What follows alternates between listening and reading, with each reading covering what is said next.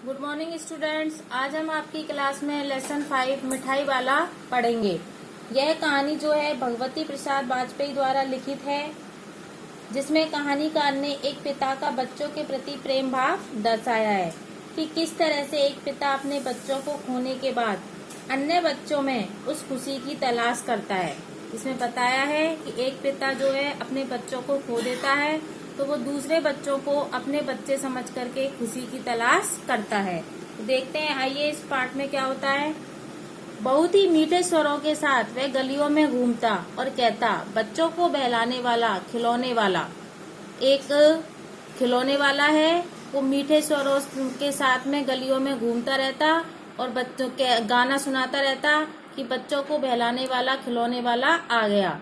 इस अधूरे वाक्य को वह ऐसे विचित्र किंतु मादक यानी मस्त, मधुर यानी मीठे ढंग से गाकर कहता कि सुनने वाले एक बार अस्थिर हो जाते, यानी कि स्थिर ना होना, स्थिर होकर के ना रहना।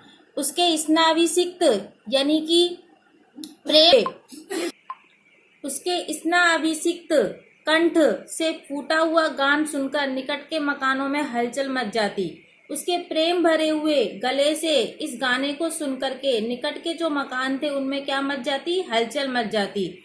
छोटे छोटे बच्चों को अपनी गोद में लिए हुए युवतियां चिकों को उठाकर यानी कि नजरें उठा करके छज्जों पर नीचे झांकने लगती। गलियों और उनके अंतर्व्यापी यानी बीच में फैला हुआ छोटे छोटे उद्यानों में खेलते और इठलाते हुए बच्चों का झुंड उसे घेर लेता। तब वह खिलौने वाला वहीं बैठकर खिलौने की पेटी खोल देता। तो बच्चों, इसमें क्या है कि एक खिलौने वाला है, वो गाना गा करके खिलौने बेचता है। कैसे कि बच्चों को बहलाने वाला खिलौने वाला आ गया। उसे देख करके सारे बच्चे जो पार्क में घूमते रहते थे या खेलते रहते थे, वो सारे उस खिलौने वाले के पास आ जाते थे। बच्चे खिलौने देख करके पुलकित हो उठते यानी खुश हो उठते। बच्चे खिलौने देख करके वे पैसे लाकर खिलौनों का मोल भाव करते, पूछते इसका दाम क्या है, यानी इसका दाम क्या है, और इसका कितना है, और इसका कितना है। खिलौने वाला बच्चों को देखता और उनकी नन्ही नन्ही उंगलियों से पैसे ले लेता और बच्चों की इच्छा अनुसार उन्हें खिलौने दे देता। खिलौने लेकर फिर बच्चे उछलने कूदने लगते। तब फिर खिलौने वाला उसी प्रकार गाकर कहता, बच्चों को बहलाने वाला खिलौने वाला आ गया। सागर की हिलोरें यानी लहरों की भांति उसका यह मादक गान यानी मस्त गान, मतवाला गान गली भर के मकानों में इस ओर से उस ओर तक लहराता हुआ पहुंचता और खिलौने वाला आगे बढ़ जाता। वहीं पर राय बहादुर सिंह के बच्चे भी एक दिन खिलौने लेकर घर आ गए। वे दो बच्चे थे, चुन्नू और मुन्नू, यानी राय बहादुर सिंह के दो बच्चे थे, चुन्नू और मुन्नू।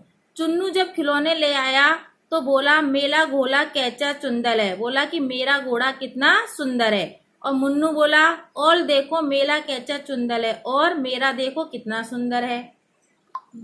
दोनों अपने हाथी घोड़े लेकर घर भर में उछलने लगे। इन बच्चों की माँ थी रोहिणी। माँ का नाम क्या था इन बच्चों की, चुन्नू मुन्नू के बच्चों की, चुन्नू मुन्नू जो दो बच्चे थे उनकी माँ का नाम था रोहिणी।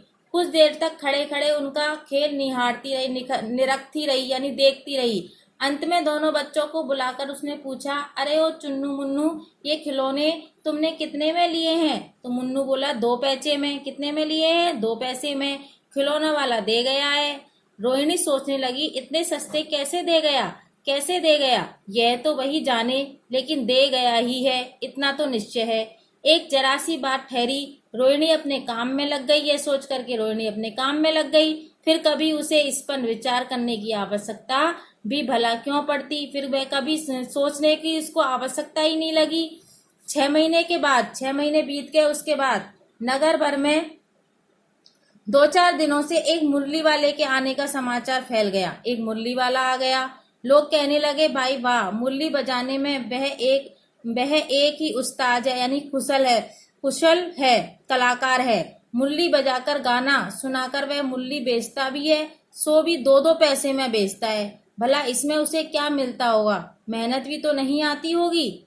एक व्यक्ति ने पूछ लिया, कैसा है वह मुरली वाला, मैंने तो उसे नहीं देखा। उत्तर मिला, कि उम्र तो उसकी अभी अधिक ना होगी, वही 30-32 साल का होगा, दुबला पतला गोरा युवक है, बीकानेरी रंगीन साफा बांधता है।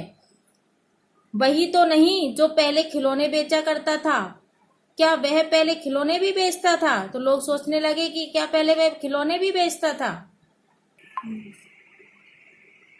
हाँ, जो आकार प्रकार तुमने बतलाया उसी प्रकार का वह भी था। वह मुरली वाला भी उसी आकार प्रकार का है, तो वही होगा। पर भाई वह एक उस्ताद है, वह एक कलाकार है।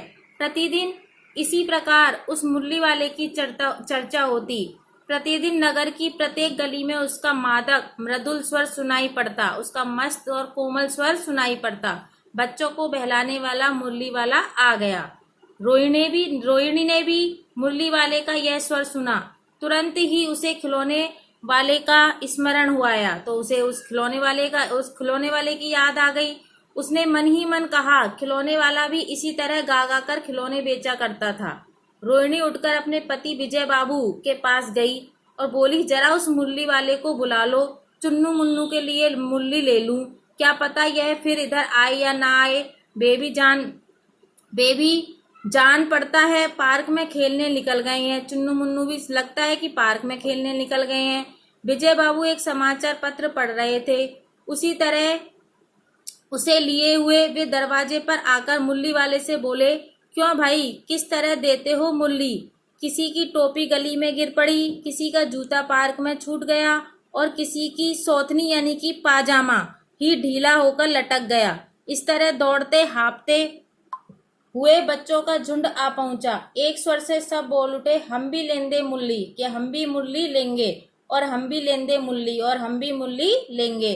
तो बच्चों, इससे आगे की जो कहानी है हम बेटा कल पढ़ेंगे। धन्यवाद।